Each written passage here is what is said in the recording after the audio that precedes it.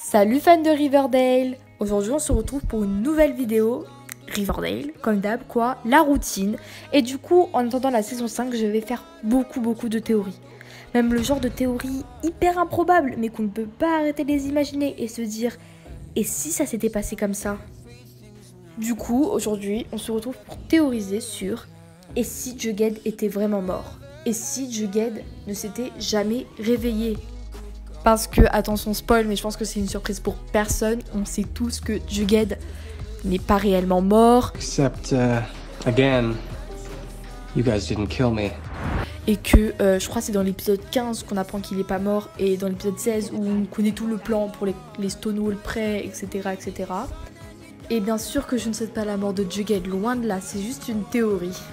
Donc si tu veux savoir qu'est-ce qui se serait éventuellement passé, reste jusqu'à la fin de cette vidéo.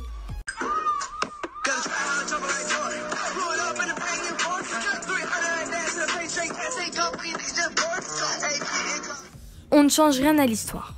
Après que Donna ait mis le souffle du diable à Betty et que Donna et ses amis de Stonewall Prep lui mettent une pierre à la main plein de sang de Jug qui lui est à terre inconscient, un seul détail change.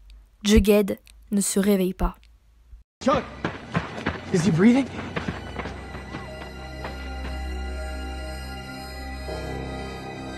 He's dead. La première question qu'on pourrait éventuellement se poser, c'est est-ce que Veronica et Archie aideraient vraiment Betty à cacher le corps de Jughead s'il était mort? At which point, one of two scenarios could have played out. One, Archie and Veronica could turn me in. Two, they could help me cover up the murder that I had just committed. Malheureusement, on ne le saura jamais. Mais pour cette théorie, on va dire que oui. Admettons que Veronica et Archie aident Betty à cacher le corps. Y aurait-il une possibilité à ce que Archie finisse avec Betty après tout ça? Je ne pense pas.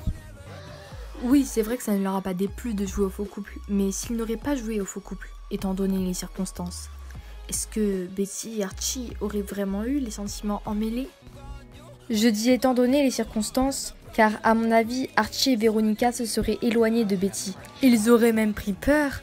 Jughead était le meilleur ami de Archie, et en plus à plusieurs reprises, comme par exemple autour du feu, Archie reste figé et Betty doit crier 3 fois son nom avant qu'il décroche le moindre mot. Archie. Archie. Archie. Oui. Tu m'écoutes?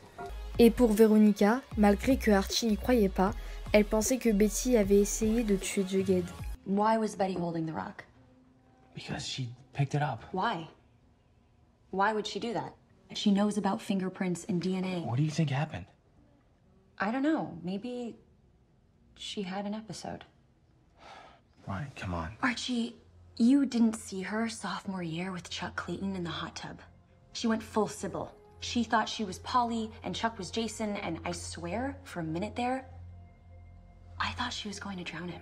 It was terrifying. And even more terrifying was that the next day, she didn't even remember it. It was like she blacked out. That was Chuck Clayton. This is Jughead. She would never. What if she didn't know she was doing it? We saw her, Archie, with the rock, covered in blood. Il y aurait même une autre possibilité où justement Archie et Veronica resteraient encore plus proches de Betty afin de l'aider et qu'elle ne reste pas seule après ce qu'elle ait fait, etc. Mais elle-même le dit. Il s'en sortira. Mais dans le cas contraire, on passera nos diplômes et chacun de nous suivra son chemin parce qu'il n'y a que comme ça qu'on se fera pas arrêter. On se rappelle qu'à la mort de Jug, Betty avait eu la place de l'université de Jughead.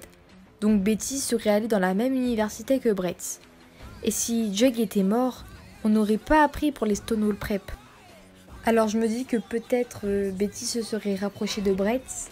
Vous allez me dire ils sont trop différents. Mais faut pas oublier que Betty a une petite part de noirceur.